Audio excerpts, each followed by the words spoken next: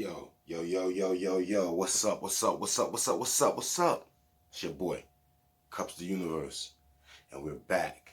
Make sure to hit the like, subscribe, you know what I'm saying, button, notification bell, you know. Make sure, you know what I'm saying, you get that notification and share the video, you know what I'm saying, so forth. Join the Cups Universe, join Cups Gang, right? Check it. So today we're just gonna be speaking on Moses, right? And like how history repeats itself or has the capability of repeating itself if one doesn't learn from, you know what I'm saying, oneself or from the past, right? So we all know Moses, you know what I'm saying, and his people was in captive, right? Captive. They was the truth is they was indentured servitude slaves, but then I believe it transitioned from indentured servitude to, you know, forceful, right? Boom. Now you got these slaves, you know, working for emperor, working for pharaoh, right? And you know, they was like, damn, this is some messed up conditions we living in. This is terrible. Oh my God, please save us. You know, they had a different, slightly different belief than the Egyptians, as they was, you know what I'm saying? Because they believed in one God. Egyptians believed in many gods, right? But we all know the truth that everything is one God. And when they show you the many gods, they're trying to show you like how your human body is in different sections, fingers, hands, toes, arms, elbows, but they all work together. So technically they're like the God of their respective ordinance or location because they govern that, right? Okay. So now I think Moses' staff was an alien's weapon. Like it had, you know, some abilities to it. I think that staff was a representation of the stolen technology from Kemet. You know, in all actuality, you know, all of them, the whole entire world, you know, God is one God. So, you know, that's just my little thought, because you know, you think about a staff and you know, it's part in the sea. You know, they got HAARP machines and they creating storms, right, and throwing them at people like Houdini, right? And you know, so that's just my thought. But needless to say, this is not the point of the story. The point of the story is this. Okay. Now, when people are in, like, boom, besides that, let me just get back to Moses. Boom. So he basically escaped Pharaoh, right? Everybody knows the story. I don't have to go and break down the entire story of Moses, right? But look, so now they cross the sea, right? And when he goes up the mountain, they go back to the ways. Now, boom, he gets mad, he throws the stones, whatever, blah, blah, blah, and now they wander in the desert for 40 years. Now, check this out, right? When people are enslaved, and then somebody is like, yo, I want to free my people. I'm about to go free them. You know what I'm saying?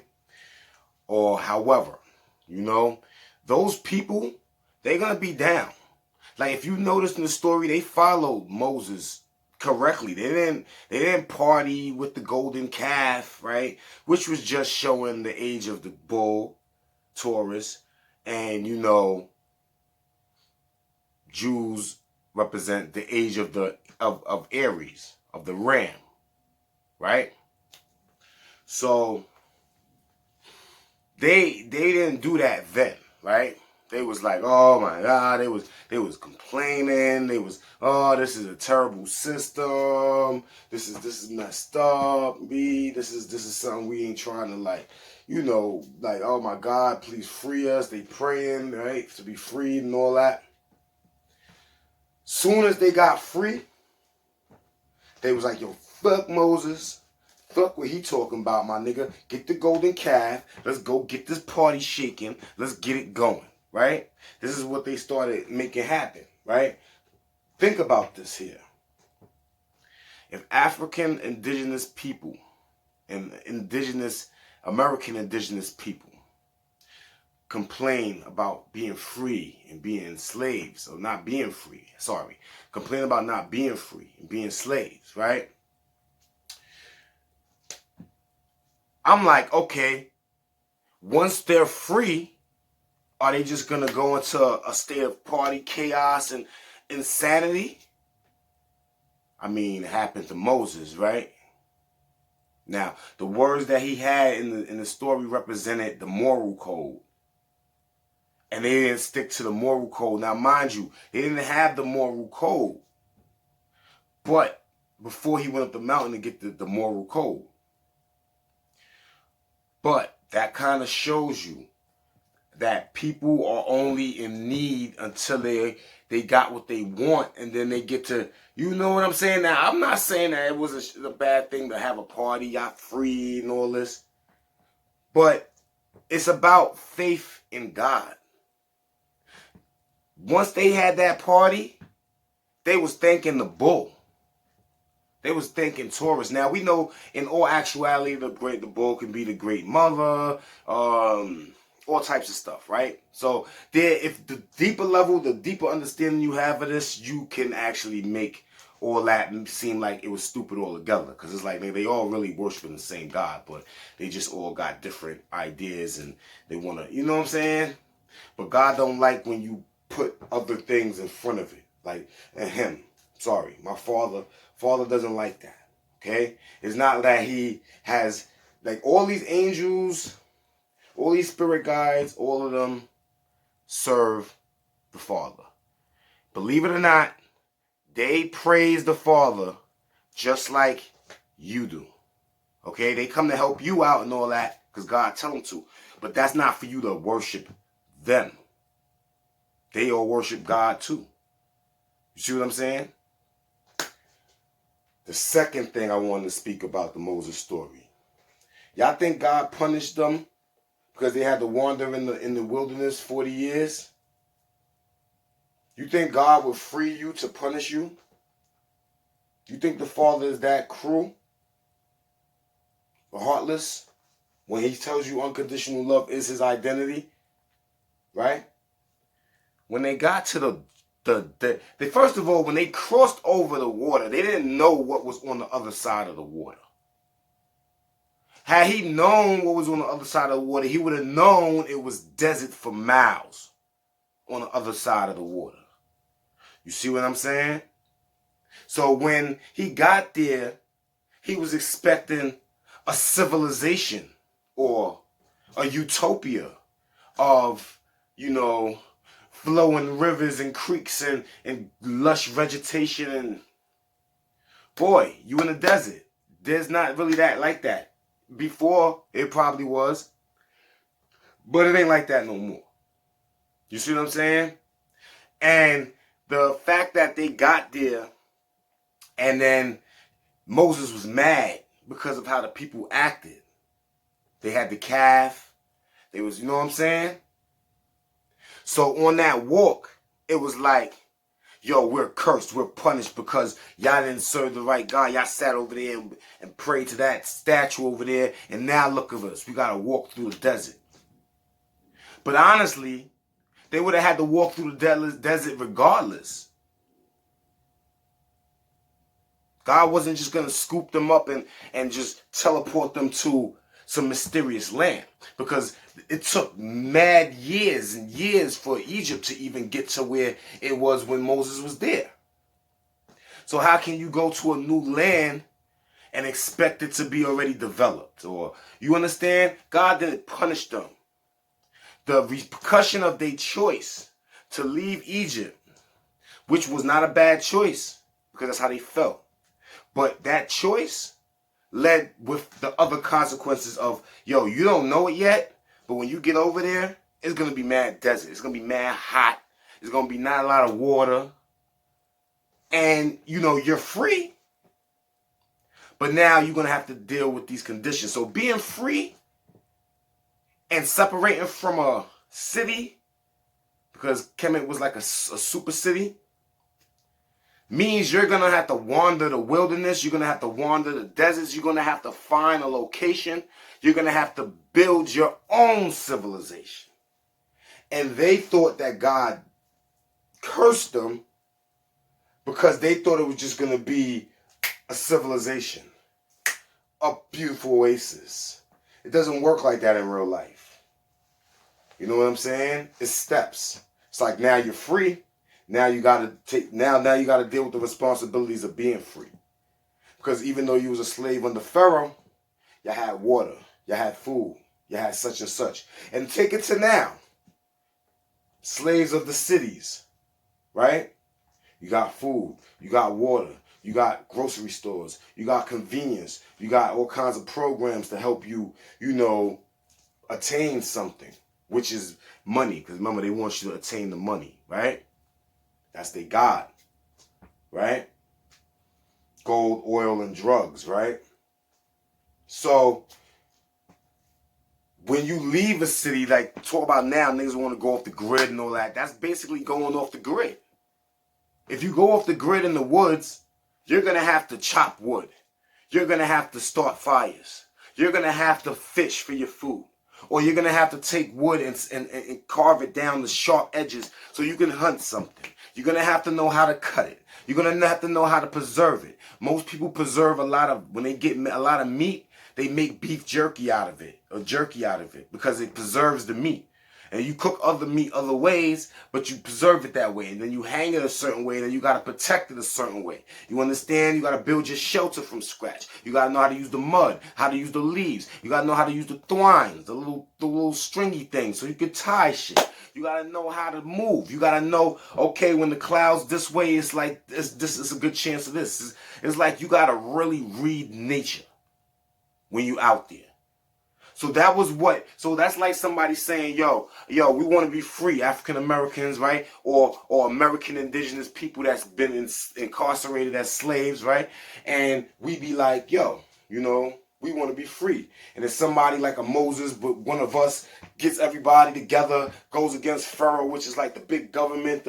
But this government is not, Kemet was Kemet. But this government in America is Rome. This is Rome Part Dux. You understand what I'm saying? Part 2. This is Rome. Why you think you see those Caesar commercials on the TV now? Why you think they tell you those Caesar commercials on TV and it's a big party and they're like, oh, yeah, Caesar, thanks Caesar and all this nonsense? Because Christ was going against Caesar. He was like, yo, don't put the money, your face on the money. You know what I'm saying? Don't go to the merchants and this. Flip it. It's only one God. And those people was mad. He had the stigmata, the blood from the hands. And then he was like, maybe I shouldn't go to war with these people. And he had to go back and meditate to figure out what was going on. If his hands didn't bleed like that, Jesus would have been in that marketplace squaring up with them dudes like, pow, pow, pow. You know what I'm saying? Pow, pow. He would have been rocking heads. You know what I'm saying? But he figured that wasn't the method. So my point is this: when you save people, when people are enslaved, they say anything. They be like, I'm with whatever is gonna free me. I'm with whatever is gonna save me. You go through the turbulation, you go through the trials, tribulation. Once you on the other side of that Red Sea, people show you who they really are. Those people that Moses saved, that was all one God. I love God because he's going to save us from Pharaoh.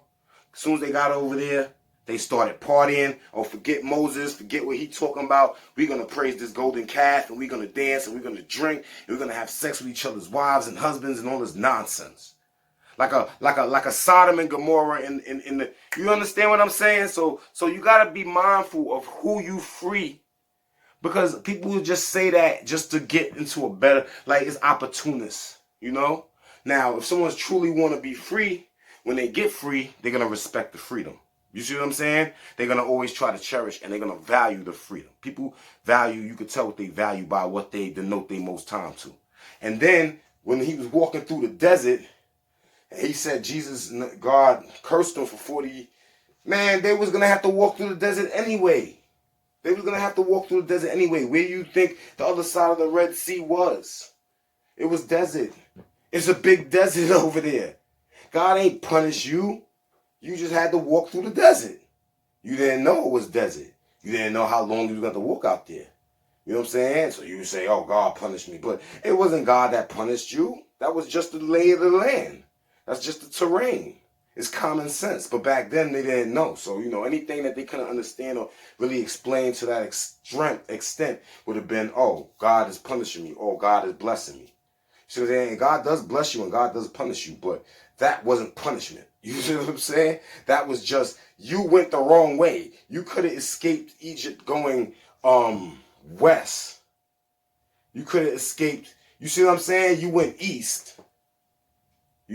And then it was nothing but desert over there. You went west, you probably would have found more green vegetation. But either way, you could have left Egypt, the state of Egypt, going west also, or going north. You see what I'm saying? Or even going south. So either one of those, if he went south, he would have found jungle lands and rainforests and stuff. He might have crossed the river down on the south side of Africa and maybe would have got to is it the south? Southeast. And would have probably ended up on Madagascar. Now, had Moses and them ended up in Madagascar, that would have been the new Garden of Eden. They would have been like, oh, God blessed us. Oh, my God. You understand what I'm saying? So, it's just little ways to break things down for you to fully understand these things. Not saying taking anything from Moses' story or anything. But I'm just telling you, they thought God cursed them. But you went across the water to the desert. When we look at a map, you see how big that region is? Of course you're going to be wandering that joint for a long time. You have no idea where you at too.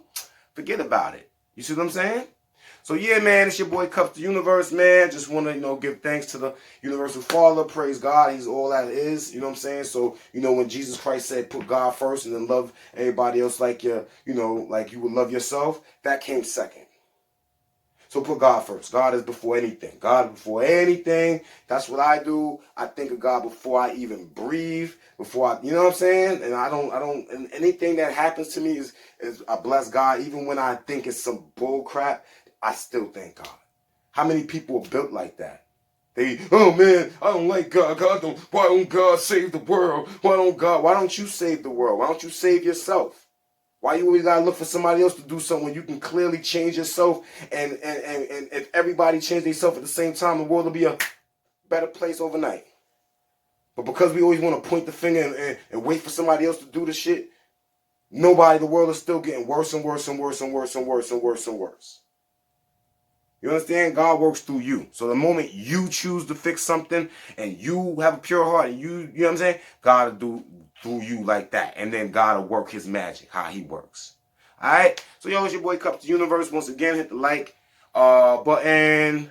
Leave a comment. You know what I'm saying? Subscribe to the channel. You know what I'm saying? Hit the notification bell so you'll be notified when I be dropping these common sense spiritual jewels that's it just make you think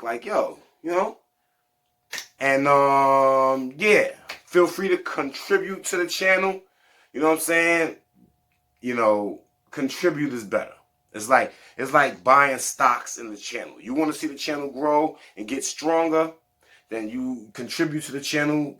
PayPal, Cash App, you already know one of my videos in the description. It'll be in there. Just find it and copy it and keep it. And you know what I'm saying? Send some so I can, upgrade the whole situation so then your content can be upgraded. You know what I'm saying? But either way, it's still going to be content regardless. So it's your boy, Cups the Universe. Just want to say peace to everybody. You know what I'm saying? I don't know how. I'm trying to do it where it don't look like no gang shit. So I guess this is how I'm going to be throwing up the peace sign from now on, right? And one love to everybody. And, I hope y'all be your best self and living your truth and get rid of all that manipulation and trying to play mind games with everybody because it don't work. You know what I'm saying? So that's it. One love. Peace.